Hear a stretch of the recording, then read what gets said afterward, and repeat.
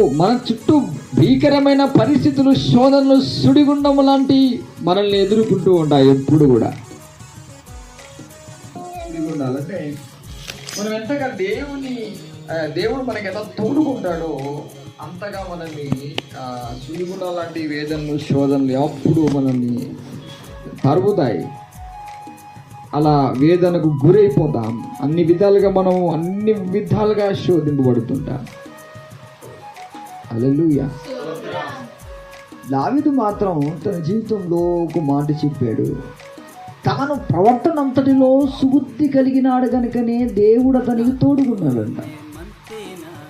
బుద్ధి లేని కంచరగాడిలా ప్రవర్తించిందేమో సౌలు, దావీదేమో సుబుద్ధి కలిగినాడంట.